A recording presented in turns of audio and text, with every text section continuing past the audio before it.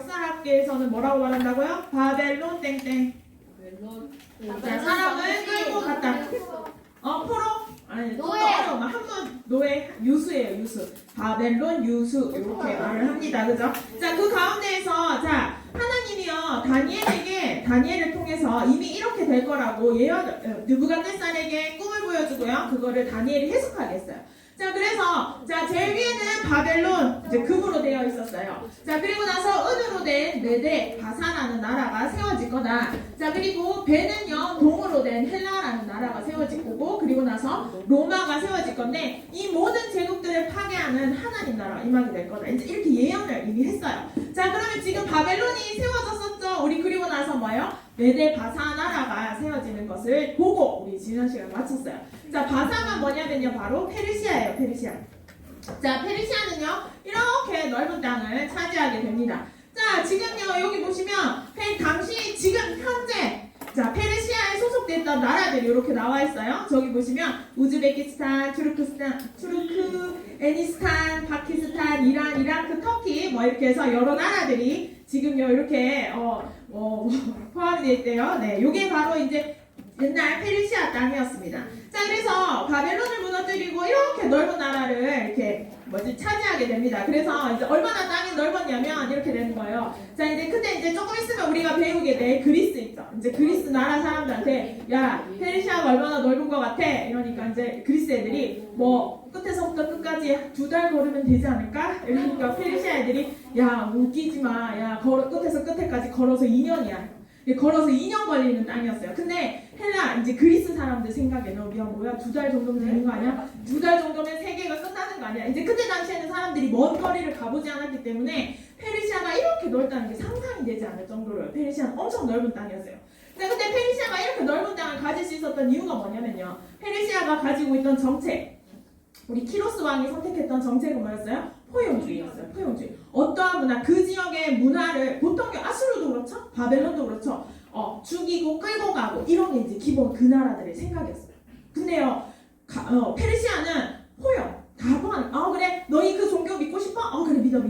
너희 그 문화 하고 싶어? 그래, 해. 이렇게 해주는 거예요. 그래서 저 넓은 땅을요, 오랫동안 통치할 수 있었던 이유가 바로 뭐냐면 포용이에요. 근데 나중에 로마도 그렇게 하거든요. 그래서 기본적으로 제국이 오랫동안 유지되려면 그 민족을 박살내고 죽이고 하는 나라는 사실 실제로 얼마 가지 못해요. 얼마나 많은 나라를 포용적으로 그 나라들의 문화와 그 사람들을 수용해주고 포용해주냐, 그것이 제국의 기본 조건이 되겠습니다. 자, 그래서요. 자, 요게 뭐냐면 이제 요게 이제 사신이 이제 까먹었어요. 메디아 사신인 것 같아요. 어떤 사신이 이제 왕에게 아련하는 장면입니다. 제가 이 장면 되게 좋아하는 장면이에요. 왜냐하면 이렇게 사신이 귀엽지 않습니까? 이렇게 손을 이렇게 입으로 딱 가리고 왕을 아련하는 이런 장면입니다. 이제 페르시아 상인들은 나중에 여러분 우리가 배우겠지만 페르시아 상인들이요 비단길을 지나서 우리 신라 경주까지 오거든요. 그래서 페르시아의 유리라던가 문화라던가 검 있죠. 황금, 검 이런 것들이 페르시아의 유물들이 신라까지 이렇게 전달해 오는 거예요. 그래서 페르시아 상인들이 배 타고요 전 세계를 여행했다고 보시면 됩니다. 왜냐하면 이 사람들 페르시아 문화 자체가요 국제적이고 다문화적이에요. 그래서 어떠한 문화든 어떠한 사상이든 쉽게 오케이 받아들이는 그런 것들이 이게 딱 체질이 되어 있다고 생각하시면 됩니다. 지금 미국도 그렇죠. 미국이 조금 트럼프 이후로 좀 일하지 않지만 어쨌든 미국도 많은 나라 사람들을 잘 데리고 이렇게 나라를 꾸려가고 있잖아요. 이제 그런 것들이 제국이 될 어떤 요소를 가지고 있는 거죠. 왜 페르시아에 이런 것들, 이런 유물들 이런 것들이 있습니다. 자, 근데 페르시아에는요 기본적으로 어떤 종교가 있냐면 조로아스터교라는 종교가 있어요. 자, 제가 이제 설교 시간 때도 그때 한번 말했는데 우리 키루스 왕은요 고레스 왕이죠, 그죠? 고레스 왕은 복음을 들었는 사람이 아니에요. 이 사람이 믿었던 종교는 조로아스터입니다. 이런 문양을 가지고 있어요. 조로아스터교. 자, 조로아스터교는 어떻게 된 거냐면 자, 조로아스터라는 사람이 만든 종교예요. 자, 이제 이 사람은 원래 신전에서 제사장으로 자라났던 사람입니다. 근데 이때 당시 페르시아도요 신이 엄청 많아요. 제가 얘기했죠. 이 메소포타미아 지역 사람들은 기본적으로 신이 많으면 무조건 좋다 이런 신이에요. 그러니까 이제 신전을 세워놓고요 제사장도 있는데 제사를 담당하고 하는데 뭐 5만 대만 신들 다 섬기는 거예요. 자, 근데 이 조로아스터라는 사람은 뭐라고 생각하냐면 하면 야 왜 이렇게 신이 많아? 한 명의 유일한 신은 없을까? 이제 이 사람이 산속에 들어가서 10년 동안 명상, 묵상 이제 기도를 막 하는 거죠. 그래서 이 사람이 뭐 하냐면 드디어 이제 발견한 겁니다. 이제 당연히 뭐요? 천사가 막 나타나서 막 걔를 막 어디로 끌고 가고 뭐 오만 거 떼만 거 다 보여줘요. 그러니까 영적인 체험을 하는 거예요. 영적 체험이 없으면 절대 종교를 만들어낼 수 없죠. 그래서 영적 체험을 분명하게 하고요. 이 사람이 만든 종교가 그렇지. 우리의 최고의 신은 이 사람 조라스터예요. 조라스터인데 우리의 최고의 신은 아후라 마즈다다. 이제 아후라 마즈다가 이제 우리로 치면은 하나님이에요. 자, 아후라 마즈다라는 신이 있고 아후라 마즈다는 태양, 빛을 의미하는 겁니다. 빛을 의미해요. 자, 그리고 아후라 마즈다가 유일하게 선택한 선지자는 내다. 그래서 내가 너희들에게 그러니까 이제 소위 말하는 복음이죠. 너희들에게 살 수 있는 진짜 인생의 진리를 얘기해 주겠다 이런 거예요. 자, 아후라 마즈다는 태양이고 빛이에요. 그리고 뭐야? 밤이 되면 이제 태양이 지죠. 밤이 오죠. 그러면 그때부터요 악의 신, 악령이 이제 돌아다니기 시작하는 거예요. 그래서 어둠은 악령을 얘기합니다. 그래서 조라스터가 최초로 악한 신, 착한 신, 선한 신, 악한 신 이렇게 요 이분법 두 개를 나눠서 생각하는 스타일을 처음으로 얘기하기 시작했던 거예요. 옛날에는 다 어떤 식이에요? 귀신은 많으면 많을수록 좋은 거야. 힘센 귀신, 작은 귀신 뭐 이런 식으로 생각을 했어. 근데 이 사람이 뭐라고 말하기 시작하냐면 좋은 신이 있어. 나쁜 신이 있어. 이런 식으로 해서 구분 짓는 사상을 이 사람이 처음 만들어낸 거예요. 자, 그래서 이 사람이 이 생각 속에서 이제 얘기를 하는데 중요한 건 뭐냐면 줄다리기예요. 인간은 줄다리기를 해야 된다. 선한 신에게 붙을 것인가 악한 신에게 붙을 줄다리기를 계속 하는 거야. 거기에서 인간의 의지는 굉장히 중요하다. 그래서 너는 어떤 의지를 가질 것인가? 악한 영에게 붙을 것인가? 선한 영에게 붙을 것인가? 너의 의지의 줄다리기를 계속하니까 그러려면 뭘 해야 돼요? 수련, 단련을 해야 되는 거죠. 자, 이런 식의 생각을 가진 게 이제 조로아스터예요. 자, 근데 이제 이 조로아스터교는 이제 중국으로도 넘어가게 되죠. 그리고 제가 메시지 때도 얘기를 했었는데 여기 불이 있어요. 그죠? 그래서 불을 굉장히 중요하게 생각해요. 왜냐하면 불이 그때 당시에는 이제 불나는 게 빛이 있는 거죠. 밤에도 밝으려면 빛이 있어야 되잖아. 그죠? 그러니까 이제 불을 굉장히 중요하게 생각하고 불이 정화, 이제 우리를 깨끗하게 씻어준다. 이렇게 생각을 하는 겁니다. 자, 그래서 불을 섬겨서 배화교, 숭배한다, 불화자. 그래서 불을 숭배한다. 그래서 이 조로아스터교가 저기 중국까지 이제 전파되게 돼서 중국에요. 이 조로아스터교 이제 사당이 막 있고 이랬어요. 그때 이제 당나라 시대 때죠. 근데 있잖아요. 사람들이 이제 뭐라고 말하냐면 이 조로아스터교의 사상이 유대인들에게 들어왔고 그래서 유대인들이 이런 사상을 받아들여서 이제 우리 신학 성경이 나왔다. 이제 이런 식으로 이야기를 하고 있습니다. 네, 근데 이 사람들이 이렇게 주장하고 있어요. 근데 중요한 건 조로아스터교는 없어요. 거의 지금은 형체가 남아있지 않고 아주 이단 사이비로 소수의 사람들에 의해서만 명백이 유지되고 있고 실제로 어떤 사상을 가지고 있는지 경전이나 이런 것들도 분명하지 않아요. 하지만 우리의 복음은 많은 사람을 살리고 생명운동을 일으키죠. 어쨌든 뭐 영적인 걸 따라가려고 했던 것은 분명히 있으나 정확한 답은 아니기 때문에 그렇습니다. 자, 근데 중요한 건요. 이 조로아스터교가 유명해진 게 뭐냐면 이 사람이 누구냐면 니체예요. 니체. 여러분들 니체 아시나요? 이 사람이 철학가예요. 니체 철학가가 이 책을 썼어요. 짜라투스트라는 이렇게 말했다. 조로아스터를 독일말로 하면요. 짜라투스트라예요. 그래서 짜라투스트라는 이렇게 말했다. 뭐라냐면 조로아스터가 산에서 내려와서 이제 말하는 거를 니체가 조로아스터가 이런 사상을 가지고 있다라고 하면서 기록한 철학서예요. 자, 그래서 니체라는 사람은 여러분 유목사 메시지에도 많이 나오는데 니체는요 목사님 아들로 자랐어요. 그러다가 자기가 이제 대학 들어가면서 이제 자기가 신앙을 버려요. 그리고 나서 정말로 반기독교적인 철학 사상을 엄청나게 많이 전파한 사람이고 사실 솔직히 말하면 짜라투스트라가 이렇게 말했다라든가 조로아스터교의 사상의 버무리 아주 복음을 희석시키는 종교 철학 사상을 굉장히 많이 만들어낸 사람입니다. 그래서 니체가 했던 유명한 말이 있죠. 신은 죽었다. 하지만 이 사람이 결국 그 끝은 뭐예요? 정신병원에서 소리 지르면서 죽었다는 이런 사람입니다. 그래서 이런 있잖아요. 정확한 복음이 아닌 희미한 복음, 헷갈리는 복음을 듣고 이상한 영적 체험을 했는 사람은 반드시 정신병, 영적 문제 올 수밖에 없게 되어 있습니다. 자, 근데 이제 제가 흰색으로 해서 여기 잘 안 보이는데 나는 짜라투스트라를 씀으로써 인류에게 가장 큰 선물을 주었다. 엄청난 자신감이죠, 그죠? 근데 자기 왜 이렇게 인류에게 소중한 선물을 주셨는데 왜 본인은 정신병을 죽었는지 우리는 진짜 질문을 해봐야 합니다. 자, 이거요. 자, 그래서 여기 보시면 위에 자라투스트라님이 페르시아 전체를 이렇게 다 통치를 하고 계시고요. 이렇게 밑에 포로들이 이제 막 이렇게 잡혀오는 이런 장면들이 이제 왕궁 곳곳에 이제 그림, 이제 디자인이 되어 있다고 보시면 됩니다. 이런 거를 이제 색칠로 해놓으면 이렇게 되는 거죠. 자, 그렇습니다. 자, 그래서 이제 우리가 페르시아 이야기를 하면서요. 자, 이제 근데 하나님이 이게 사건을 일으키시는 것 같아요. 분명히 하나님은 페르시아 다음에 헬라라는 나라, 헬라가 여러분 그리스예요. 그래서 헬라어 하면 이제 그리스 이렇게 생각을 조금 다른데 어쨌든 우리는 같이 생각을 해서 이야기를 해보도록 하겠습니다. 자, 그래서 우리는 지금까지 이쪽 부분에 대해서 얘기하고 있었어요. 여기. 근데 이제부터 진짜 본격적으로요. 시대가 어디로 이제 슬슬 어디로 옮겨가기 시작하냐면 여러분 잘 보세요. 지금까지는 여기에서 계속 얘기가 나왔다고. 근데 점점 지금 어디요? 여기로 옮겨져요. 그리고 조금 있으면 이제 이탈리아 로마로 이야기가 옮겨져 가게 되는 거예요. 하나님이 그렇게 하시는 거예요. 자, 그래서 지금부터 어떻게 하시냐면요. 이제부터 여기 그리스 이쪽 지역에 본격적으로 이제 이야기가 돌출되게 됩니다. 나오게 됩니다. 자, 언제는요? 자, 지금 이제 우리 아까 아수르, 바벨론 이제 예루살렘 난리가 날 때, 자, 우리 모세가 출애굽하고 이렇게 난리가 날 때, 그리스에서도 이런 일들이 일어나고 있었어요.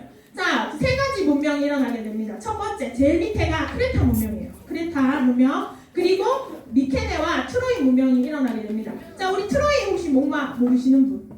트로이 목마 이야기. 트로이 목마 이야기 몰라? 네, 몰라요. 네, 얘기해 보도록 하겠습니다. 자, 먼저. 오케이, 걱정 말아요. 제가 다 얘기해 드릴게요. 자, 먼저 크레타 문명부터 이야기를 해보도록 하겠습니다. 네, 제가 갑자기 생각이 안 나네요. 자, 크레타 문명부터 시작해보도록 하겠습니다. 자, 크레타 문명에는요, 미노스인들이라는 애들이 살았대요. 미노스인, 미노아, 이제 사람들이다 이렇게 얘기를 해요. 자, 그래서 이제 기본적으로 여기 보시면 여기 보시나요? 여기 크레타 섬에 크노소스라는 수도가 있어요. 네. 크노소스라는 수도가 있는데 저 수도에 약 8만 명 이상 정도 살았다고 생각하시면 되죠. 여러분 8만 명이면요. 그때 당시에는 굉장히 많은 인구예요. 이 8만 명이 먹고 생활을 하려고 하면 이제 굉장히 경제가 잘 돌아가야 됐었다 이렇게 보시면 되는데 자 이제 여기에 재밌는 이야기가 있어요. 이제 얘네들이 이제 섬나라다 보니까 무역을 하면서 이제 많이 먹고 살아요. 이제 저기 페니키아인들이랑 무역하고요. 저기 이탈리아 밑에 애들이랑도 무역하고 이렇게 하면서 살아가는데 자 이제 여기 미노스 왕이라고 있어요. 자 이제부터 이제 얘기를 해볼까요? 자 이제 미노스 왕이라는 왕이 있는데 자 이 왕의 와이프가 애를 낳는데요. 글쎄 애가 밑에는 소고 위에는 사람이 기형을 낳는 거야. 그 얘가 괴물이야 괴물 이름이 미노타우로스. 맞아, 누가 그랬지? 미노타우로스라는 괴물을 낳는 거예요. 그런데 이제 이 괴물이 딴 건 안 먹고 사람을 먹어요. 그래가지고 어떻게 하냐면 미노아 궁전 밑에다가 하냐면 이렇게 미로를 만들어 놓은 거예요. 미로를 만들어 놓고 이제 거기에다가 이제 미노타우로스를 넣어 놓는 거야. 그리고 이제 얘가 미노타우로스가 이제 그 미로를 돌아다니는 거야. 그러면서 1년에 한 번씩 남자 7명, 여자 7명을 제물로 바치는 거예요. 자, 근데 우리 크레타 섬 사람들을 주면은 너무 이제 싫잖아. 우리 백성이니까. 그러니까 어떻게 하냐면 여기 있는 아테네예요. 그때 당시에는 크레타가 훨씬 잘 나갔어. 여기 아테네. 여기 아테네 왕한테 연락을 해가지고 야 해마다 너희 우리보다 힘 약하지? 해마다 남자 7명, 여자 7명 보내 이렇게 한 거. 그래서 해마다 남자 7명, 여자 7명을 미노타우로스에 먹이로 줬어요. 자, 그랬는데 이제 미로에 사람을 넣어놓으면 이제 미노타우로스 와서 이제 잡아먹는 거. 자, 이런 식인데, 자, 그랬는데, 자, 이제 어느 날, 이제 아테네가 또 이제 검은 돛을 이렇게, 네, 이거 싸우는 장면이에요. 자, 검은 돛을 이렇게 득 달아놓고요. 이제 아테네에서 이제 이렇게 애들이요, 이제 7명 뽑혀가지고 이제 가는 거예요. 가는데, 얘 이름이, 제 오늘 이름이 테세우스라는 왕자였어요. 아테네 왕자인 테세우스라는 애가 있었는데 이 테세우스가 이렇게 해변을 걷는데 사람들이 막 울고 있는 거야. 아니 그럼 왜 울고 있어요? 이러니까 사실은 이제 이러저러 해서 이제 지금 제물로 바쳐 우리 애들이 지금 가는 중이다 이렇게 하는 거야. 자기는 근데 그동안 몰랐대 테세우스가. 그래가지고 자기가 아버지한테 가요. 아버지 제가 다녀오겠습니다. 안 된다 아들아 너는 이 나라의 왕자지 않느냐. 아닙니다 아버지 그러니 제가 가야 합니다. 그래서요 이 테세우스가 이 제물 중에 한 명으로 이렇게 가는 거야. 자 근데 아시죠? 이 테세우스가 이제 이렇게 해서 이제 그 크레타 섬에 도착해서 내리는데 또 이 또 크레타 섬의 공주가 또 거기 한눈에 반하네. 그래가지고 이제 이렇게 재물들이 이렇게 밤에 모여 있는데 이제 이 공주가요 이 테세우스한테 가는 거예요. 당신 살아남을 수 있는 길을 제가 알려드릴까요? 어떻게 할까요? 그래서 검이랑 횃불 이제 불을 어두우니까 횃불이랑 그 다음에 이제 실뭉텅이 주는 거예요. 자 그래서 이제 테세우스가 이제 아시죠? 실뭉텅이를 이렇게 시시시시 들면서 이제 여기 미로안을 돌아다니는 거예요. 이제 미로안을 돌아다니는 이제 드디어 이제 미노타우루스를 만난 거예요. 밑에가 사람이고 위에가 황소인가? 하여튼 괴물이에요. 자 어쨌든 이렇게 해서 이제 막 싸웁니다. 싸우는 우리 테세우스가 이기는 거예요. 자 그래서 우리 테세우스가 이겨가지고 이제 승리해. 이렇게 해가지고 승리를 가지고 이제 집으로 돌아가는 거죠.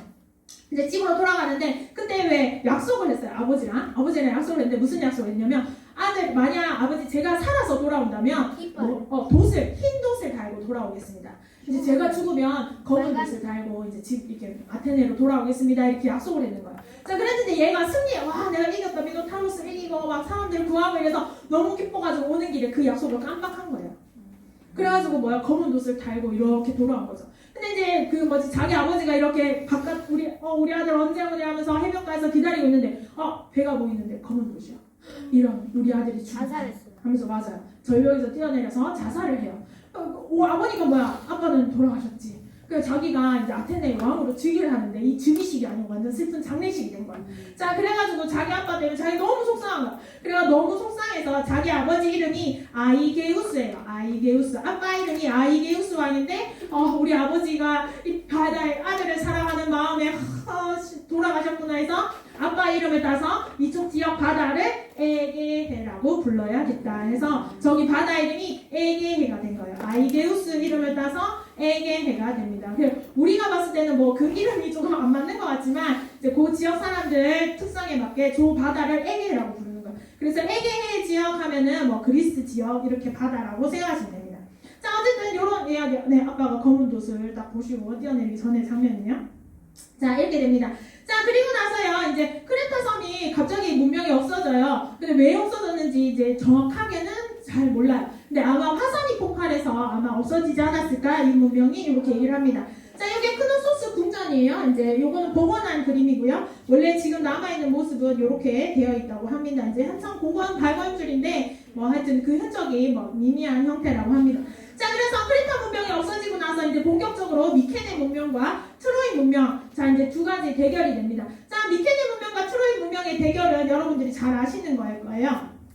자 호메로스라는 사람이 쓴 일리아드 오디세이라는 이야기가 있어요. 자 일리아드라는 이야기 속에 이제 이 이야기가 나오게 되는데 이제 보시면요 요 미케네 문명에 여기 스파르타라는 지역이 있어요. 스파르타.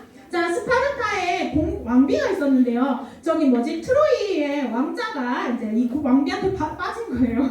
그래서 왕비를 납치해서 트로이로 데려가 버립니다. 자 그러니까 스파르타 왕 너무 화가 나겠지. 그래서 그 주변에 있는 다른 도시들 있죠. 미케네, 올림피아, 코린트, 델파 이런 식으로 다른 지역 애들한테 하면서 야 지금 트로이가 나한테 덤볐어. 지금 우리 다 같이 모여. 이래서 군대를 다 같이 이끌고 배 타고 어디까지 트로이까지 쳐들어가는 이야기입니다. 자 이제 트로이까지 쳐들어갔는데 10년 동안 싸워요. 저 앞에서 10년간 싸우고요.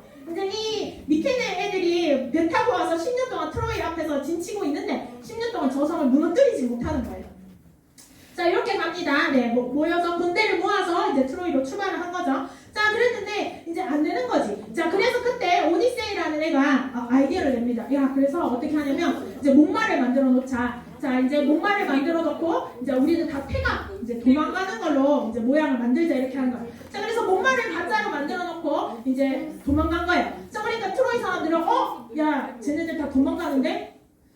아싸 쟤는 도망간다. 근데 이렇게 하나 목마를 만들어놨네. 야 저거 우리한테 주는 선물인가 보다. 저거 이제 우리 안으로 들리자. 그래서 이제 성 안으로 들이는 거예요. 성 안으로 들여서 이제 자기들이 이제 전쟁이 끝났으니까 이제 파티를 막 하고 있는 거죠.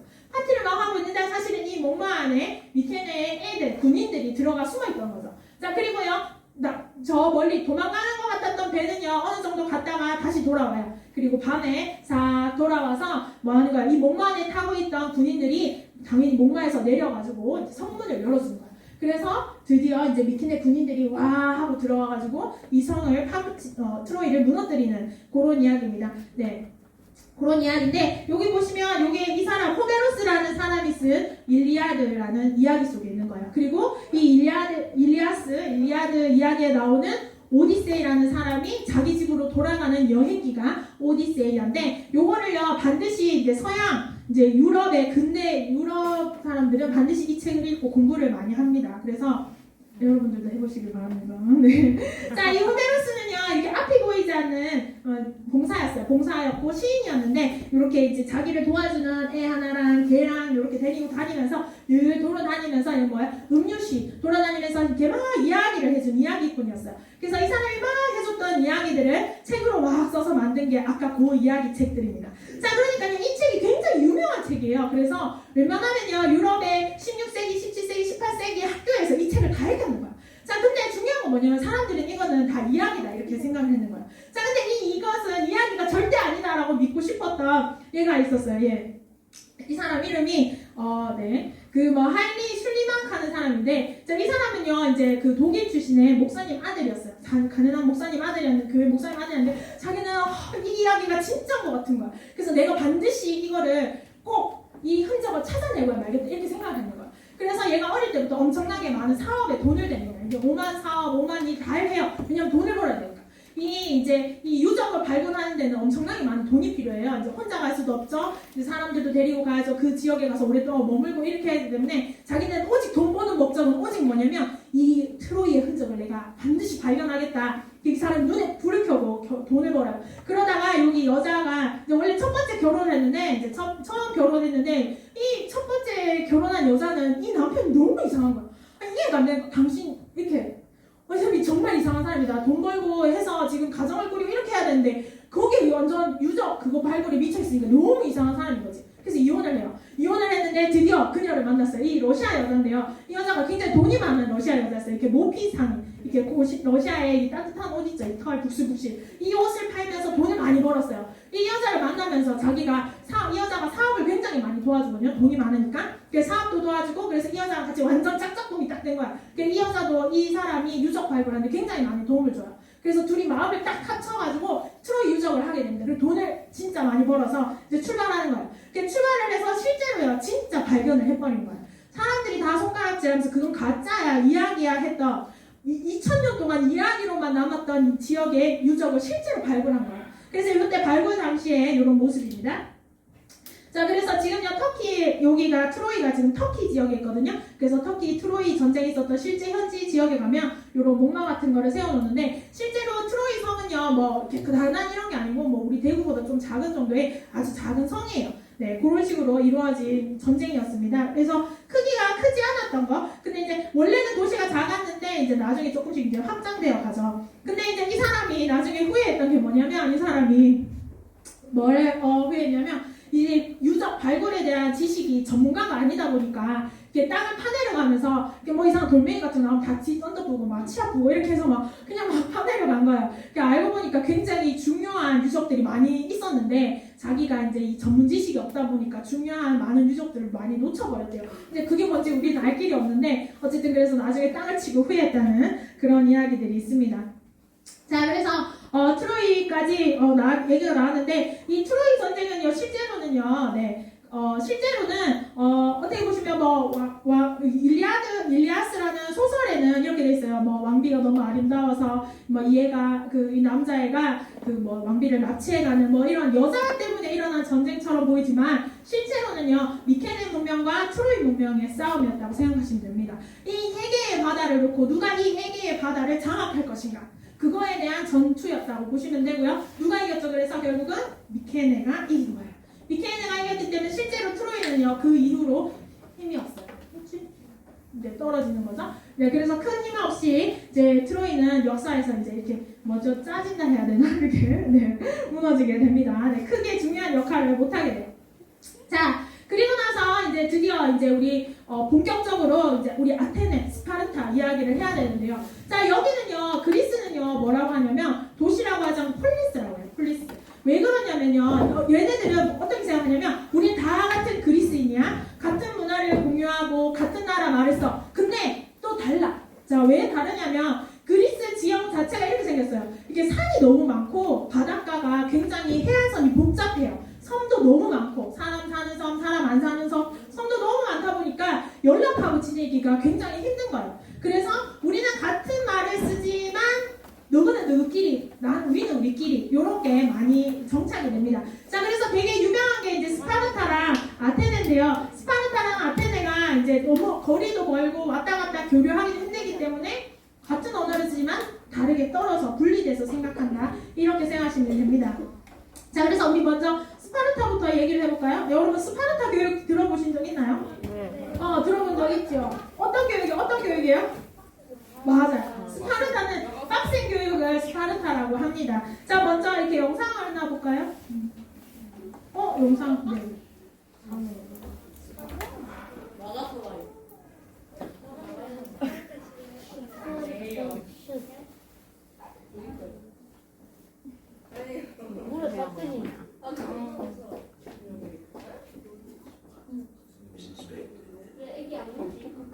다시 잠깐만요. 우리 박스 사람 이게 영화의 장면이 잠깐만요.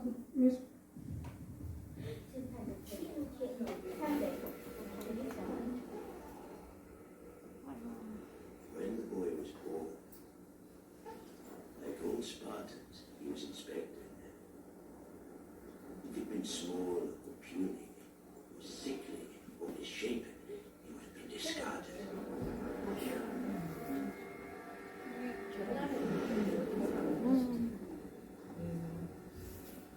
The time he could stand, he was baptized in the fire of combat.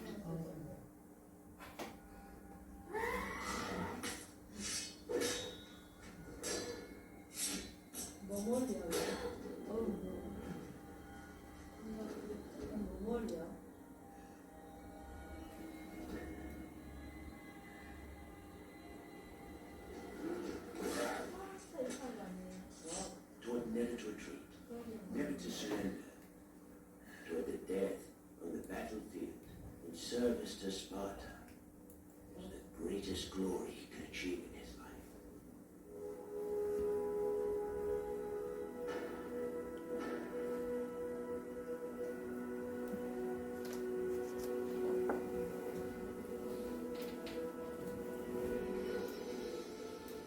At age 7, as is customary in Sparta, the boy was taken from his mother and plunged into a world of violence.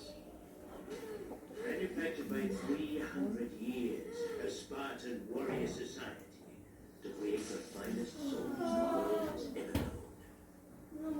Yogi, as it's called, forces the boy to fight, starves, forces him to sleep, necessary to kill. By rod and lash, the boy was punished, taught to show no pain, no mercy, constantly tested, tossed into the wild, left to pit his wits and will against nature's fury. It was his initiation, his time in the wild, for he would return to his people, a Spartan, or not at all.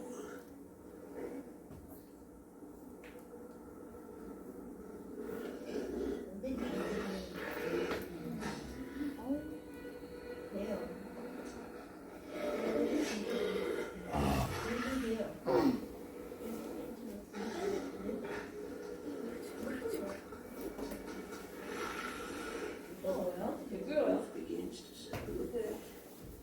Claws of black steel, fur as dark night, eyes blue red, jewels from the pit of hell itself.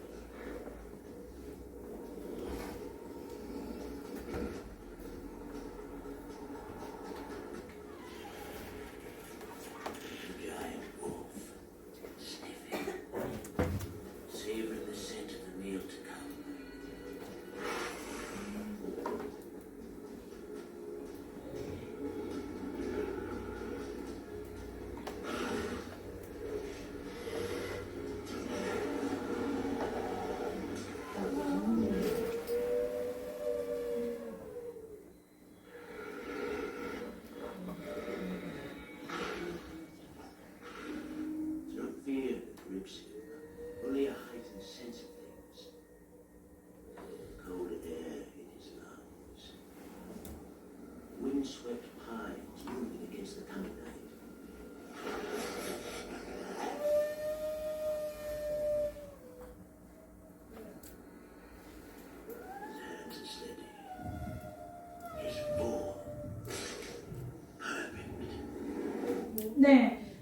이거는 영화 300이라는 영화의 장면인데요. 그 유튜브에 스파르타의 교육 치면은 언제든지 나오는 장면이니까 관심 있으신 분은 보시면 좋을 것 같은데, 스파르타는 아까 설명에서도 나왔듯이 7살이 되면요 아고게라는 학교에 무조건 입학하게 되어 있어요. 그래서 전사 교육을 받습니다. 스파르타는요 뭐 공부하고 책 보고 이런 거 체육, 음악을 최고로 중요한 가치로 생각을 했습니다.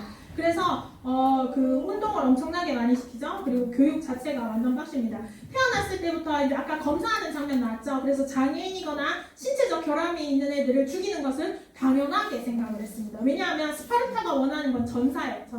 전투에 능한 전사를 원하지 공부하고 책 보고 연약하고 병약한 이런 사람을 원하지 않았습니다. 자, 근데 왜 스파르타가 그렇게 되었냐면요, 실제로 스파르타에는요 전체 인구의 6%밖에 안 됩니다. 자, 그러니까요 뭐라냐면 귀족, 왕 이런 사람들이 저런 교육을 받았는 거예요. 일반 그 노예나 평범한 사람들이 저런 교육을 받지 않습니다. 왜냐하면 스파르타인이 아니에요. 왜냐하면 그 사람들 헬로타이라고 해서 63%가 여러분 노예입니다. 스파르타 자체가 주변 지역을 정복해 들어가면서 나라를 넓혔어요. 영토를 넓혔기 때문에 다른 지역에서 온 애들은요 다 노예예요. 노예. 그리고 중간에 평범하게 장사하면서 자랐던 애들이 31%입니다. 1점 빠졌어요. 페리오이코이라는 애들인데, 얘네들은 이제 평범하게 장사하면서, 왜냐하면 여기가 배 타고 멀리까지 나가야 하는 거예요. 그러니까 얘네들은 안 건드리는 거야. 그러니까 보세요. 단 6%가 나머지 94%를 통치하려면요 강력한 힘이 있어야 됩니다. 만약에 헬리오타이가 힘을 합쳐서 반란이라도 일으키면 어떡할 거예요? 이거를 무너뜨릴 수 있는, 막아낼 수 있는 강력한 힘을 가진 전사가 필요했습니다. 자, 그래서 헬리오타이 중에는 장애인이 있든 있든 별로 신경 쓰지 않아요. 중요한 거는 스파르타인인 거예요. 스파르타인이 얼마나 강한가를 중요하게 생각하는 겁니다. 그리고 여자들도요 따로 모여서 훈련을 받아요. 왜냐하면 여자들도 엄청나게 고강도의 훈련을 받는데, 여자가 건강한 아기를 낳을 수 있거든요. 그래서 여자들도 집단 생활을 합니다. 여기는 기본적으로 집단 생활하고 군 생활을 거의 30년 가까이 합니다. 그래서 개인 생활 이런 게 중요한 게 아니라 스파르타를 유지하기 위해서는 이 사람들은 그러한 사명을 타고났다는 걸 분명하게 자기들이 인지하고 있어요. 그리고 이제 얘네들이 17살 되면 성인식을 하는데, 아까 성인식 하는 장면이 그거예요. 산에다가 추운 겨울, 그것도 이제 따뜻한 나라인데 추운 겨울에 한 달 동안 산에다 다 풀어놓는 거예요. 먹는 거 있는 거 다 알아서 해요. 자기가 알아서 거기서 살아남는 거예요. 죽으면 할 수 없어요. 걔는 여기서 죽어도 다른 데서 어차피 죽을 거기 때문에 빠져요. 그래서 그렇게 해서 아주 강한 군사들을 이끌어냅니다. 자, 그리고 스파르타는요 기본적으로 이제 스파르타인들의 대표, 이제 귀족의 대표들과 그리고 왕이 2명 있어요. 절대 혼자서 왕하지 않습니다. 왕이 2명의 왕이 나라를 통치하는 형태를 가지고 있었던 거예요. 자, 이게 바로 스파르타입니다. 그에 비해서요 아테네는요 좀 더 다른 형태를 가져요. 아테네는요 우리 다 함께 이제 얘기가 나오는데, 여러분들도 민주주의라는 걸 들어보셨을 거예요. 그래서 처음으로 민주주의, 백성이 주인이 되는 나라를 처음으로 한 것은 아테네다, 이런 이야기를 들어보셨을 거예요. 그래서 아테네는요 아테네의 모든 시민이 정치에 참여할 수 있었다, 이렇게 보는 겁니다. 자, 왜 그렇게 되었냐면요, 아테네는 굉장히 특이해요. 아테네도 물론 왕이 있었어요. 왕과 귀족들 이런 사람들이 분명히 있었는데, 아테네가 가진 특이점은 뭐냐면요, 자, 이제 이렇게 되는 거예요. 이제 일반 평민들의 불만이 너무 심해지는 거예요. 왜냐하면 잘 사는 사람 너무 잘 살아. 근데 못 사는 사람 너무 못 사는 거야. 이 빈부격차가 극심하게 벌어지게 되는 거예요. 그러니까 이 불평이 끊임없이 나오는데, 이 문제를 어떻게 해결할 것인가 고민을 하게 되는 거예요. 자, 그래서 아까 스파르타 같은 경우 지배층이 강력한 군사력, 힘을 가짐으로 인해서 피지배층을 누른다라는 게 스파르타의 개념이었다면, 아테네는 우리가 가진 걸 나눠주자로 나가게 됩니다. 자, 그래서요 시민들에게 참정권을 주시다, 이렇게 얘기하는데, 참정권이라는 게 뭐냐면 정치에 참여할 권리를 말하는 거예요. 정치에 참여할 권리를 주다는 것은 이 사람들에게 경제적인 지원 또한 해준다라는 뜻이 됩니다. 자, 그래서 실제로요 아테네는요 솔론이라는 사람이 나와서, 이거 되게 안 하려다가 하게 되는데, 솔론이라는 사람이 나와서 이 사람이 개혁을 하자는 거야. 그래서 돈 있는 사람들 거를 다 해서 꽃바에서요 가난한 사람들에게 나눠줍니다. 그리고 이 사람들에게 참정권, 정치에 참여할 권리를 주는 거예요. 자, 그랬는데 중요한 건 뭐냐면요, 이제 언제나 여러분 스파르타도 그렇고 아테네도 그렇지만 여자, 노예, 외국인은 절대 시민이 아닙니다. 네, 여자는 시민이 아니에요. 네, 노예, 외국인, 네, 이렇게 시민이 아니었다 생각하시면 됩니다. 여기서 시민들에게 찬성권을 줍시다 하는 건 뭐예요? 남자들, 그리고 어린 남자들 안 돼요. 성인 남자들에게 정치에 참여할 권리를 주자. 정치에 참여할 권리를 준다는 것은 곧 뭐다? 이제 어느 정도의 재산을 이제 배제 주는 거예요. 자, 근데 아테네가 가진 민주주의의 가장 큰 맹점, 여러분 우리가 지금 민주주의 하고 있잖아요. 근데 우리가 하고 있는 이 민주주의 또한 똑같은 문제가 있는 거예요. 무슨 문제가 있냐? 자, 이런 거예요. 자, 도편 추방제라는 걸 실시하는데, 도편이라는 게 뭐냐면 도자기 편 조각이에요. 도자기 조각에다가 이제 그 한마디로 투표를 하는 거예요. 쟤 왠지 왕이 될 것 같은데, 쟤 왠지 독재할 것 같아. 이런 애들 이름을 적어가지고요. 투표가 많이 나온 애를 아테네에서 쫓아내는 겁니다. 자, 여러분 근데요, 생각해보세요. 내가 왕이 될 것 같은 애, 어리뽕뽕한 애들은요, 왕이 될 것 같지 않습니다. 똑똑하고 잘난 애들을 주로 많이 쫓아내게 되는 거예요.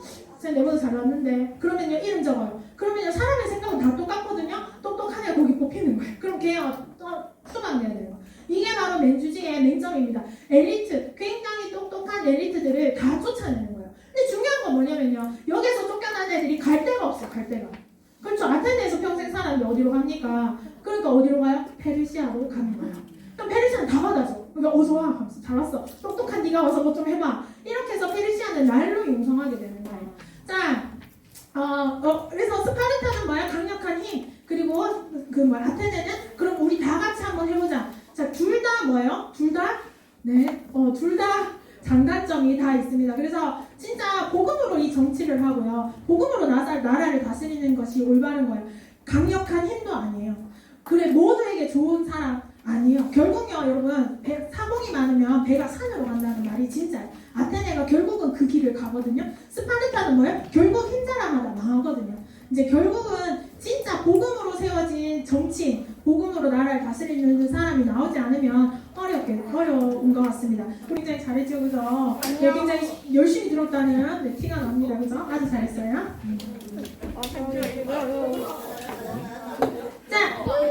안돼. 자, 우리 이제 본격적으로 이제 전쟁을 나누겠습니다. 자, 시작해볼까요? 네. 자, 네, 이제 시작합니다. 자, 네. 자, 이제 평온하게 이제 뭐 스파르타대로 아테네대로. 근데 이제 중요한 건 스파르타나 아테네만 있었던 게 아니라요. 자, 테베나 아니면은 뭐 다른 도시들이 많아요. 네. 이제 데코이, 올림피아 뭐 이렇게 다양하게 많습니다. 자, 이제 문제는 중요한 건 뭐냐면 드디어 페르시아가 쳐들어오게 되는 겁니다. 자, 페르시아는 키루스 2세가 이제 하거든요. 고레스 왕이 죽고 난 이후로 캄비세스라고 해서 그의 아들이 왕위를 물려받아요. 자, 그리고 나서 캄비세스가 근데 걔가 굉장히 어떻게 비참하게 죽어요. 그리고 나서 다리우스라는 왕위에 차지하게 됩니다. 그때 페르시아가 절대 전성기를 가지게 돼요. 자, 페르시아가 전성기를 가지게 되니까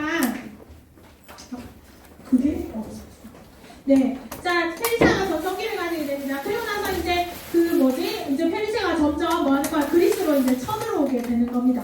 쳐들어오게 되는 이유나 원인, 사실 페르시아는요, 강대한 나라이기 때문에 크게 갖고 싶은 거라던가, 그리스가 크게 뭘까 가지고 있어서 원했다거나 이런 것도 아니에요.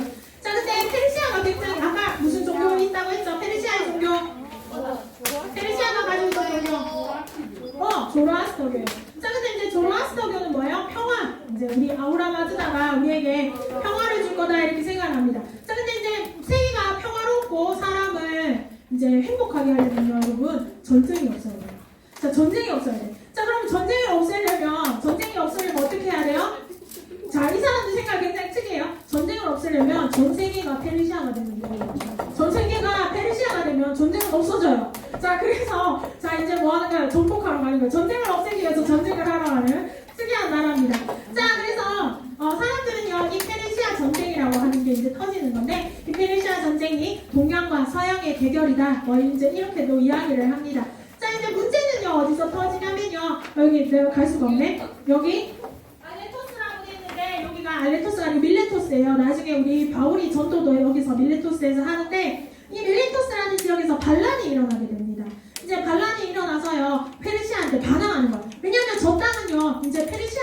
들어가게 되는 거예요. 근데 밀레토스는 뭐라고 생각하면 나는 페르시아 하기 싫어. 그리스 하고 싶어. 이렇게 되는 거예요. 나 그리스 하고 싶어요. 그리스 나를 도와주세요. 이렇게 하는 거예요. 자, 그랬는데 그리스가 도와달라고 했는데 스파르타가 그때 우리는 축제 중이기 때문에 국가 행사 축제 중이기 때문에 군대를 보낼 수 없어. 이제 이렇게 하는 거야. 자, 그래서 그나마 아테네가 배를 20척인가 30척인가를 보내줘요. 자, 하지만 뭐 배 20척 30척 보내준 걸로 뭐 그렇게 큰 도움이 안 되죠. 왜냐면 페르시아니까.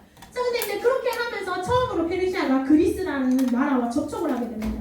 자, 그러면서 야, 그리스가 있어? 야, 그러면 우리 페르시아의 위험 힘을 보여줘야 되지 않겠어? 이제 전쟁을 없애러 한번 가볼까? 이제 이렇게 출발하는 거예요. 자, 그래서 다리우스 왕이 처음에 배를 보냅니다. 자, 근데 이때 당시에는요, 항해 기술이 발전되지 않았고, 그 다음에 이 지역에 워낙 섬이 많고 암초가 많아서 배가 다니기 굉장히 위험해요. 그래서 배를 어떻게 하냐면 해안선을 따라 배를 운전을 합니다. 그러니까 이제 저기 멀리 땅이 보이는 걸 보면서 땅을 따라 쭉 이렇게 배를 움직이는 거예요. 자, 그래서 여기 땅을 따라 여기 이렇게 그래서 쭉 해안선을 따라 쭉 움직이는데 가다가 폭풍우를 만나요. 자, 그러니까 배 300척이 그대로 폭풍우 속에 바다에 가라앉은 거예요. 그러니까 이제 다리우스가 뭐지? 1차 침공 실패 이렇게 된 거예요. 그래서 그리스는 뭐 걔네들이 쳐들어왔는지 안 왔는지 이런 거 모르고 1차 침공이 끝이 나요. 자, 그리고 나서 이제 군대를 본격적으로 보내는데 2차 침공 군대를 막 보내요. 자, 이제 군대를 보내서 이제 어디로 오냐면요, 이제 마라톤이라는 곳에 이제 군사를 내리게 됩니다. 여러분 마라톤 전투 아시지요? 네. 자, 먼저 이제 전투가 오는데 그때 당시에 이제 그리스 애들의 중무장은 이렇게 하는 거예요. 그리스인들은 보통 방패, 그리고 아까 그 영상에서 방패를 이렇게 탕탕 두드리니까 이제 쇳소리가 탕탕 났죠. 이게 이제 청동으로 된 방패예요. 자, 그리고 창을 보통 들었습니다. 그리고 이제 그 화살은 쓰지 않아요. 왜냐면 화살은 멀리서 이렇게 보내는 거잖아요. 이런 비겁한 무기를 우리 그리스인은 쓸 수가 없다. 그래서 화살은 사용하지 않습니다. 창이 있고요. 그 다음에 이렇게 여기 보시면 옆에 검이 있어요. 검이 있고요. 그 다음에 앞에 뒤에 갑옷을 입고 여기 다리 종아리 부분을 보호하는 보호대를 차게 됩니다. 그래서 여기 총 차면요, 총 33kg 정도 된다고 합니다. 그래서 전투를 할 때 기본 33kg을 쥐고 전투를 하는 그런 형태입니다. 투구도 따겠지요. 자, 그래서 요걸 이렇게 전투를 하는데 기본적으로 전투 형태는 팔랑크스라고 해서 이렇게 대열을 가지고 움직입니다. 자, 그래서요, 여기 앞에 세 줄이 이제 그 창을 이렇게 앞으로 딱 내리고 있죠. 나머지 애들이 대기를 하고 있고요. 이렇게 해서 총 8줄인가 이렇게 한 묶음으로 이렇게 해서 착착착착 이렇게 가는 형태입니다. 자, 근데 어떻게 하냐면요, 여기에서 기본적으로요, 그리스인들의 전투는 단합이에요. 함께 하는 거예요. 자, 그래서 내가 보통 왼쪽에 그 방패를 들게 돼 있죠. 자, 왼쪽에 이렇게 방패를 들면요, 내 왼쪽에 있는 사람을 내가 보호해 주는 거예요. 그죠? 화살이 나왔을 때 내가 나를 보호하는 게 아니라 나의 반틈과 상대편 왼쪽에 있는 사람의 반점을 보호해 주는 겁니다. 자, 그러면요, 나의 오른편은요, 항상 누구에게 맡기게 돼 있어요? 내 짝꿍에게 맡기게 되는 거예요. 그래서 내 짝꿍이 어리버리하거나 내 짝꿍이 안 되면 이제 내가 죽는 거예요. 자, 그래서 무조건 내가 잘해야 하는 것이 중요하지만 내가 잘 못하면 내 옆에 있는 애가 죽어요. 그렇기 때문에 단합, 같이 힘을 합쳐서 훈련받는 것이 굉장히 중요합니다. 그래서 이때 당시 전투 형태가 이러하기 때문에 뭐 하는 거야? 그러니까 당연히 신체적 결함이 있는 사람 있죠? 절대 안 되는 거예요. 함께 힘을 합쳐서 진열을 이루어서 착착착착 움직여서 전투에 함께 할 수 있는 그런 전투 대형을 이루었다고 보시면 됩니다. 자, 그에 비해서 페르시아예요. 페르시아는 기본적으로 군병도 굉장히 능하고요. 그 많은 전투 부대가 있습니다. 페르시아가 다민족 국가다 보니까요, 어떻게 하냐면 각 지역마다 군대를 차출을 해요. 차출하는데 민족이 다양하잖아요. 그럼 민족마다 전투 형태가 다르거든요. 그래서 어떤 민족은 도끼로만 싸우는 민족이 있어요. 자, 어떤 민족은 이상한 이제 코끼리나 이런 짐승을 가지고 전투하는 민족이 있고요. 그래서 이제 이런 애들을 묶음으로 이렇게 막 데리고 나는 거예요. 그 중에 1만 명이나 되는 왕의 명령만 듣고요, 왕을 보호하는 임모탈이라는 부대가 따로 있었어요. 자, 얘네들은 팔과 창과 칼 모든 것에 능한 애들이고요, 마치 닌자처럼 왕을 뒤와 앞을요 철저하게 지키는 애들이고요, 다른 신하들 말도 듣지 않아요. 무조건 왕의 음성으로만 들리는 명령만 듣는데 무조건 딱 1만 명입니다. 자, 그래서 어떤 식으로 기록이 되어 있냐면 임모탈은 절대 죽지 않는다. 왜냐면 항상 1만 명을 유지를 하는 거야. 자, 근데 그럴 리는 없겠죠. 1만 명 중에 당연히 이제 숫자가 줄기도 하는데, 이제 어떻게 하냐면 이제 전투를 하다가 죽잖아요. 그러면 바로 다른 애로 채워요. 그래서 우리 임모탈은 무조건 영원히 1만 명이다. 네, 이런 식으로 해서 유지를 합니다. 자, 자, 보시면요. 자, 이제 어떻게 오냐면, 자, 이제 페르시아 페르시아가 사실은 그 폴리스에 다 보내요. 폴리스에 전 사신을 다 보내서 뭐라냐면 우리한테 항복해라. 이렇게 된 거야. 우리 페르시아 항복해라. 자, 그러니까요. 대다수의 폴리스들은 항복을 합니다. 그래, 그냥 자기들은 페르시아가 뭔지, 어떤 나라인지 잘 몰라요. 근데 어쨌든 크고 강대한 나라인 것 같으니까, 예, 일단 알겠습니다. 이제 다 항복을 하는 거예요. 자, 그러면서 이제 조공을 바친다 하죠. 이제 선물도 바치고 이제 이렇게 하는 거예요. 자, 그랬는데, 우리 아테네와 스파르타는, 우리 절대 그렇게 할 수 없다. 우리 자존심이 있지. 페르시아 니들이 누군데? 이제 이런 식으로 나오는 거예요. 자, 그러니까 이제 본격적으로 아테네, 스파르타가 이제 주축이 돼서 쳐들어오는 겁니다.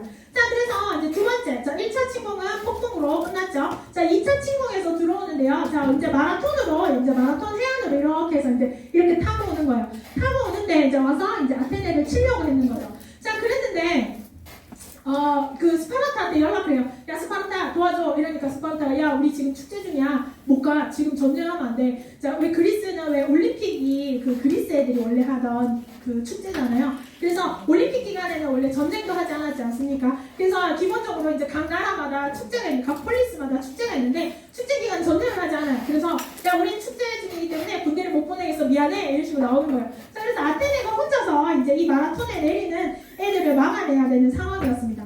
자, 이제 페르시아 함대가 이렇게 마라톤 평지에 이렇게 이제 배를 대는 거예요. 자, 그래서 페르시아 군대가 어마어마하기 때문에 이거를요, 이제 초수의 그리스 군대, 이제 아테네 군대가 막아내기 너무 힘든 거예요. 자, 그리고 이제 페르시아가 어떻게 하냐면, 야, 마라톤에 일단 이제 지금 딱 보니까 뭐 하는 거야? 저기 위쪽에 언덕배기에 이제 아테네 군대가 이렇게 쫙 있는 거예요. 그래, 하면서 이렇게 하면, 자, 이제 다리우스 왕이 어떻게 하냐면, 저기 언덕배기에 그 아테네 군대가 있으니까, 야, 배를 아테네로 보내자. 이런 거.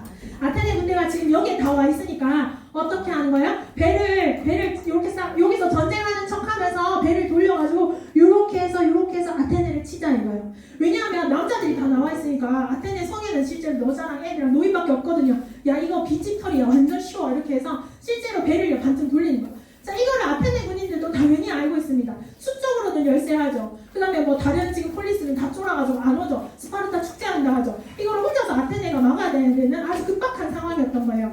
자, 그러니까 아테네 군이 선택할 수 있었던 최고의 방법은 뭐다? 새벽에 간다. 이제 이게 뭐예요? 얘네들이 준비되지 않았을 때 배에서 새로운 군대가 내려서 이제 막사 정리하고 이제 좀 쉴까 하고 있을 때 밤에 새벽에 뭐 하는 거야? 급하게 뭐예요? 쳐들어가는 거야. 자, 급하게 이제 아테네 군대가요, 이제 언덕에서 이렇게 쫙 이제 페르시아 군대한테 내려가는 거예요. 자, 그때 페르시아 군대는 아까 뭐라 했죠? 군병, 화살을 쏜다 했어요. 그래서 화살이 이렇게 팅 땡기는 거예요. 자, 근데 이제 어떻게 하냐면 이 아테네 군대가 이 화살을 피해야 되잖아요. 그래서 화살이 보통 200m까지 이제 이렇게 딱 당겨서 탱 하면요, 200m 거리가 되는데 이거 사정거리라고 하는데 사정거리가 200m예요. 자, 그러니까요, 얘네들이 이렇게 이제 팔랑크스 대형으로 차 오겠죠. 오면서 뭐 하는 거예요? 200m가 될 때쯤 이제 우리가 저기에서 화살 날려서 우리가 맞을 때쯤 되니까 미친 듯이 달리기 시작하는 거예요. 왜 탱 당겨서 200m에서 맞으니까 그 앞으로 땡겨오면 되잖아. 빨리 막 달리는 거야. 그러니까 원래 이런 전투 대형이 없었거든요. 그러니까 페르시아 애들이 깜짝 놀라서 뭐야? 갑자기 왜 달려? 갑자기 줄을 져서 막 달리는 거야. 화살을 쐈는데 이제 걔네들 넘어서 이게 틱틱 땅인 거야. 그 궁병이 아무 힘을 못 쓰게 된 거야. 페르시아가 궁병이 강한데 일단 궁병이 소용 없어졌어. 자, 그리고 이 팔랑크스 대형으로 얘네들이 막 오는 거예요. 자, 그래서 어떻게 오냐면요, 아테네가 인구가 그 군사 수가 훨씬 적기 때문에 우리 아시죠? 우리 하객진도 이렇게 펼치지 않습니까? 숫자가 적을 때는 뭐 하는 거야? 1대1로 이렇게 정면으로 딱 부딪히는 게 아니라 좌우로 싸는 게 제일 좋아요. 자, 그래서 페르시아 애들이 이렇게 오니까요, 아테네가 맞으면서 옆에서 이렇게 싸는 거예요. 실제로 아테네 보병이 중앙에서 굉장히 제일 많이 죽어요. 중앙에서 여기 싸우는데 도끼부대 이런 애들 중간에 만나버리니까 이게 치고 들어가는데 도끼부대를 만나면 이게 어려운 거예요. 하지만 이 좌우편에서요, 아테네 보병이 싸기 때문에 전투에서 이길 수 있었던 거예요. 자, 그래서 이 마라톤 전투에서 이겼죠. 그래서 여러분들 왜 우리 마라톤 경기 아시죠? 자, 그래서 아테네가 그 페르시아를 무찔렀어요. 자, 이 무찔렀다는 소식을 전하기 위해서 누가 달립니다. 자, 이렇게 전투 대항이 이렇게 되는 거예요. 자, 이래서 수적으로 열세한 거를 이겨내는 거예요. 자, 그랬는데, 자, 보세요. 이제 근접전 있죠. 네, 이 얘기 되는. 근접전, 이렇게 붙어서 이렇게 가까이서 싸울 때는요, 페르시아보다 그리스가 아테네가 강할 수밖에 없어요. 왜냐하면 방패 자체가 청동 방패니까 방패로 찍고 칼로 찌르는 이런 형태의 전투를 하는 거예요. 자, 근데 페르시아의 방패는 보시면요 알겠지만 이거는 화살을 막는 거예요. 화살이 오면 이렇게 나무 괴짝처럼 돼 있어서 화살이 다다다다 박히고 이제 그걸로 싸우는 건데 이 청동 방패로 누르고 찌르니까 이게 싸움이 전투가 안 되는 거예요. 자 그래서 페르시아가 파죽지세로 지게 되는 겁니다. 자 그러니까요 자 이제 아테네가 이겼어요. 자 그래서 아테네가 이긴 소식을 기쁘게 전달하는 거야. 아테네를 막 이제 마라톤에서 우리가 이겼습니다 하면서 이 사람이 막 달리는 거야. 이 사람이 실제로 필리피데스 이 사람이 막 달려 42.19로 달려가가지고 아테네가 이겼습니다 하면서 뭐요 죽었어요. 네 죽었어요. 근데 이 이야기는 여러분 가짜예요. 가짜 실제가 아니에요. 자 실제가 아닙니다. 이 이야기는 나중에 이제 올림픽 경기가 이제 우리가 새롭게 만들어질 때 뭔가 이제 극적인 이야기 재밌는 이야기를 만들어내기 위해서 만들어낸 이야기예요. 필리피데스 이 사람은 실제 존재했던 사람이고요. 실존했던 사람이고 이 사람 원래 달리기 선수입니다. 그래서 이 사람이 어떻게 하냐면 이 사람은 뭘 했던 사람이냐면 아테네와 스파르타를 연결하는 소식을 전달하던 사람이에요. 그래서 실제로 240km 정도 되거든. 240km면 여기서 서울까지 거리를 이 사람이 막 이틀 만에 달리기로 끝내버리는 이런 사람이에요. 240km 정도면 여러분 걸어서 20일이에요. 걸어서 이렇게 우리가 일반 걸음으로 걸으면 20일 걸리는 거리를 이 사람이 달리기로 이틀 만에 완파하는 아주 달리기 선수입니다. 근데 이제 죽지도 않았어요. 이 사람 이제 심장 폐활량이 좋기 때문에 이제 오랫동안 천수를 누리다가 죽습니다. 자 그러면 실제로 마라톤 경기에서 어떻게 됐냐? 제가 아까 얘기했죠. 뭐 하는 거야? 배를 보내서 여기 뭐야 아테네를 이미 치러 왔다고. 그래서 마라톤 경기에서 이겨도요 지금 이긴 게 아니에요. 왜냐면 페르시아 함대가 빈집털이를 하러 갔기 때문에 아테네 군인들이 33km 아까 중무장을 하고 뛰는 거예요. 아테네까지. 마라톤에서 실제로 뭐 하는 거예요? 아테네에서 33km 중무장 들고 얘들이 아테네까지 실제로 전 군인이 뛰는 겁니다. 막 뛰어가지고요 아테네 해변에 이렇게 쫙 서는 거예요. 그러면 뭐야 페르시아 함대가 야 하면서 빈집털이 하러 왔는데 뭐야 아테네 군인들이 다 서 있잖아. 얘들 언제 왔어? 뭐야? 그러면 아까 거기는 어떻게 된 거야? 이렇게 하면서요 다리우스가 뭐지? 얘네들 뭐야? 이렇게 하면서 돌아간 전투가 바로 페르시아 2차 침공이 되겠습니다. 그게 바로 마라톤 전투예요. 자 여러분 33km 중부장하고 우리 전사님 군인들 이거 하면 몇 킬로예요? 아 30kg. 네 우리는 알 수 없지만 전도사님은 알 수 있는 그런 이야기. 자 이제 다리우스가 죽었어요. 자 다리우스가 죽으면서요 이렇게 여러 가지 이야기가 있어요. 다리우스가 얼마나 화가 났던지 옆에 있는 신하를 전담 신하를 하나 딱 세워. 그래서 자기가 밥 먹을 때마다 얘한테 이 말을 하라고 그래. 왕이시여 아테네를 기억하십시오. 왕이시여 아테네를 기억하십시오. 너무 화가 나가지고 밥 먹을 때마다 그 이야기를 자기한테 해달라 이렇게 이야기를 했습니다. 또 어디에서는요 이런 이야기도 해요. 왕이 다리우스가 죽으면서 자기 아들한테 야 하면서 그리스는 건드리지 마. 걔네들은 대화가 안 돼. 걔네들은 간섭하지 마 라고 유언을 했다고 하기도 해요. 자 어떤 유언이 진짜인지는 우리 알 수 없지만 어쨌든 다리우스의 아들이 바로 크세르 바로 아하수에르 왕 에스더의 남편입니다. 자 이제 이 크세스가요 왕위에 올랐어요. 그리고 나서 지금 와스디 왕후를 폐위하는 사건이 일어나게 되는 겁니다. 이제 자기가 왕위에 올라가지고 막 파티하고 난리가 났어요. 그래서 이제 와스디 보고 와오라 했는데 실제로 여러분 와스디는요 굉장히 잘 나가는 집안에 배경 있는 여자였어요. 그렇기 때문에 자기는 두려울 게 없는 거죠. 그런 가운데서 이제 와스디가 폐위되는 거죠. 자 그리고 나서 신하들에게 새로운 왕비를 뽑아라 하고 자기는 뭐 하는 거예요? 그리스 원정 지금 출발하는 거예요. 자 이제 그리스 원정을 출발하게 됩니다. 요거는요 제가요 영화 300이라는 영화가 있는데 이게 청소년 관람 불가예요. 야해서 관람 불가가 아니라 너무 잔인해서 관람 불가예요.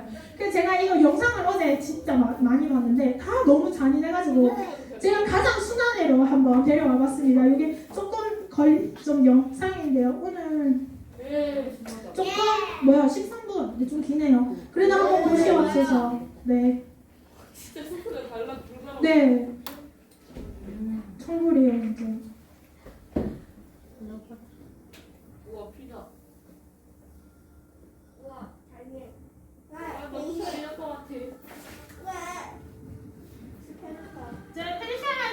페르시아가 쳐들어온 거에 대한 전투를 이제 영화로 만든 거예요.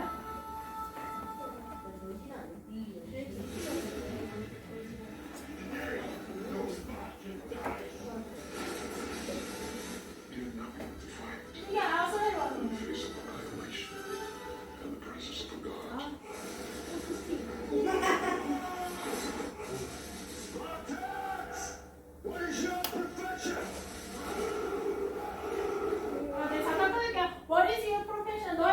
뭐니 페르시아가 쳐들어오니까요 군대를 모집하는데 다른 애들은요 야 너는 직업이 뭐야? 저는 조각가인데요. 너는 직업이 뭐야? 도공인데요. 다른 나라는 다 이런 형편이에요. 근데 스파르타는 너의 직업 뭐니? 우리는 군인이다. 엄청난 자부심입니다. Sparta's submission. Submission. 오늘은 역사상 가장 위대한 전사들의 이야기 300을 소개해드리겠습니다. 그들이 만들어낸 불가능에 맞선 열정 그리고 위대한 죽음의 이야기.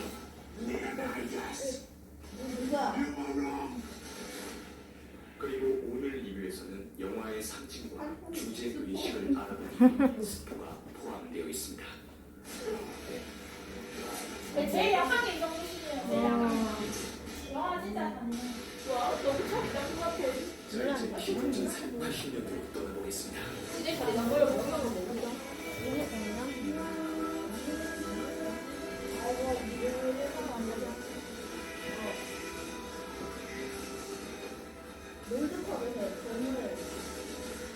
그들이 만들어낸 세상에서 가장 위대한 전투.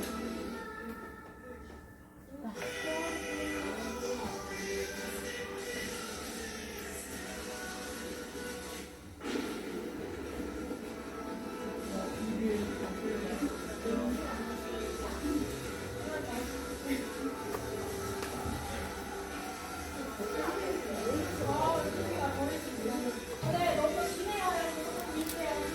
아 뛰어 뛰어 뛰어 뛰어 뛰어 뛰어 뛰어. 아, 선생님. 안 돼요.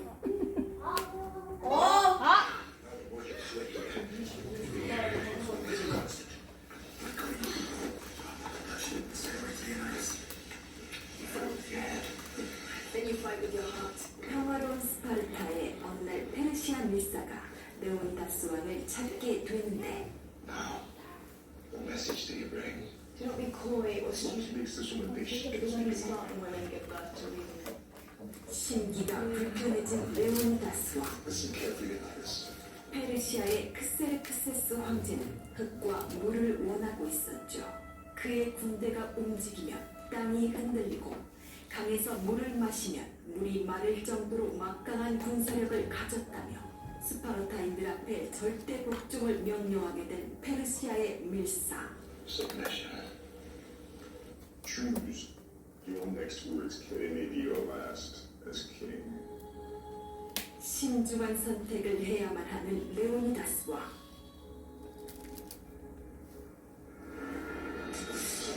Air and water. You'll find plenty of both down there.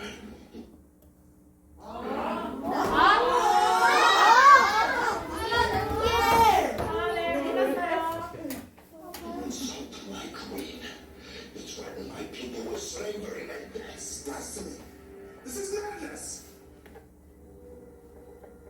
여기 스파르타. This is Sparta. 되게 유명한 장면이에요. 공격하는 레오니다스. 여기 과연 어디예요? 그가 선택한 결정에 어떠한 결과가 기다리고 있을까? 또한 페르시아는 어떠한 보복을 준비하고 있을까? 영화 300은 여기가 어떻게 다 몰라. 프랭크 밀러의 그래픽 노블을 원작으로 하고 있습니다. 영화가 거칠게 표현되었다고 하지만 사실 원작이 더욱 거친 편이죠. 진한 채색과 힘있는 명암 그리고 극단적인 음영 처리로 그림 속에 입체감을 더하고 있습니다. 게다가 역사극이라기보다는 픽션에 가까운 판타지 액션물로서 어른들을 위한 동화책이 된 것이죠. 영화 300의 주요 배경인 테르모필레 전투는 스파르타의 승리의 날이 아닌 패배의 날입니다. 300명의 전사들은 돌아오지 못했지만 그들은 최후의 순간까지 맨손과 이빨로 치열히 싸우게 되며 그들의 희생과 용기에 감명을 받은 그리스는 동맹을 이루어 페르시아를 몰아내 민주와 자유의지를 상징하는 승리를 이루게 됩니다.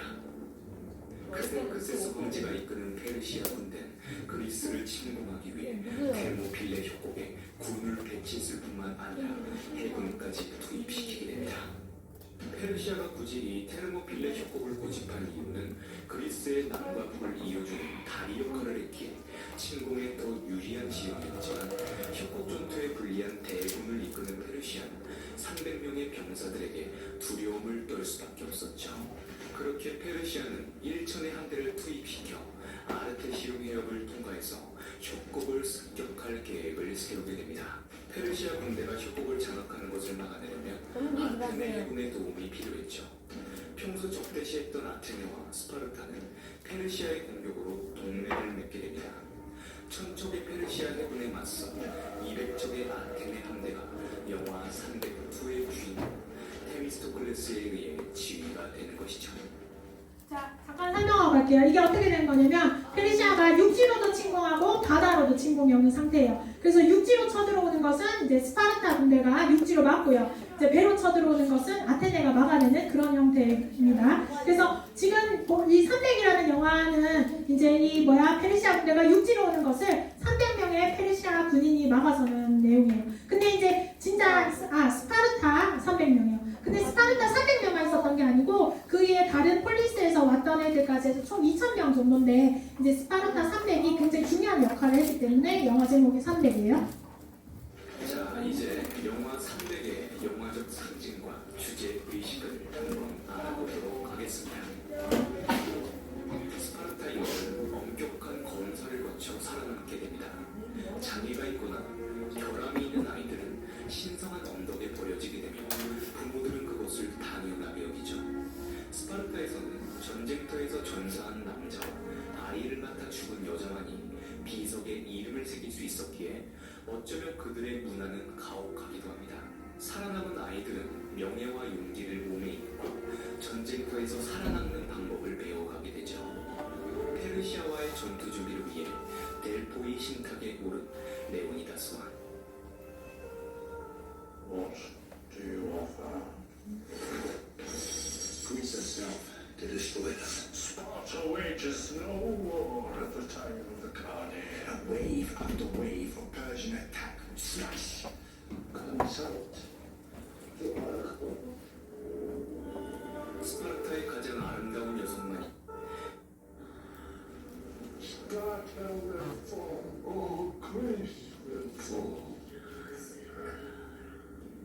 Honor the Cardi.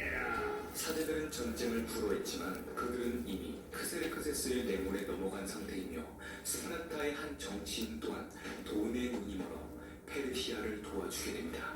그렇게 레오니다스 왕은 출정이 아닌 사냥의 목적으로 최소의 인원인 300명의 전사들과 함께 테르모필레 협곡으로 향하게 됩니다. Lord Solid. Captain, haven't found any route through the hills to There is such a rope, good king. Closer. Monster. I'm getting closer, Georgia.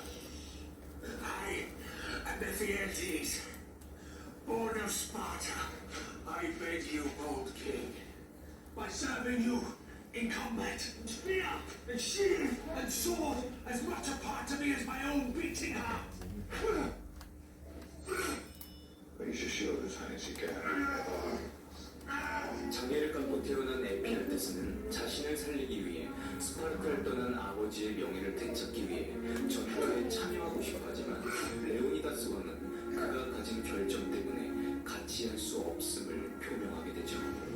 I am sorry for that. 스파르타에 크게 실망하게 된 에피알테스. 그는 과연 어떠한 일을 꾸미게 될까요? Leonidas, you are wrong. 바로 그때 땅이 흔들리며 페르시아 군대가 전투 태세를 준비하게 됩니다. This is where we hold them. It will be yours the whole time. But take from them everything.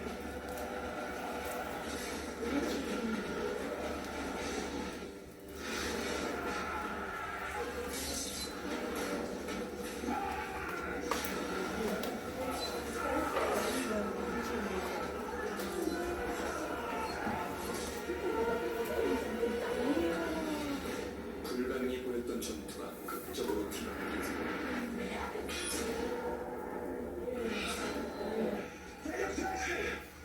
Let's give them something to drink. 좁은 적고밤에 수많은 대군들은 절벽으로 떨어지면서 페르시아 군대의 사기는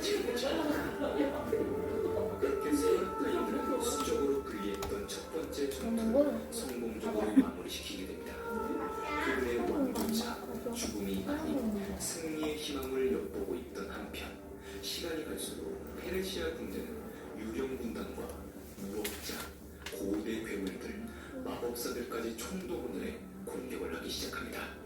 하지만 페르시아 군대는 수백, 수천, 수만이 죽어나가고 겁에 질린 적군들은 크세르크세스의 품으로 돌아가 처형이 됩니다.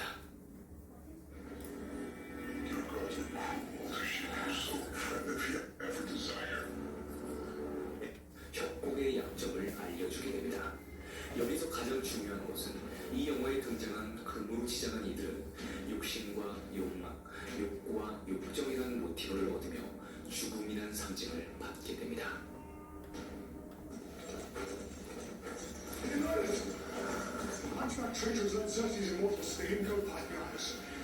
당장 아침이 다가오면 수십만의 군대가 협곡 주변을 장악하게 되는 상황.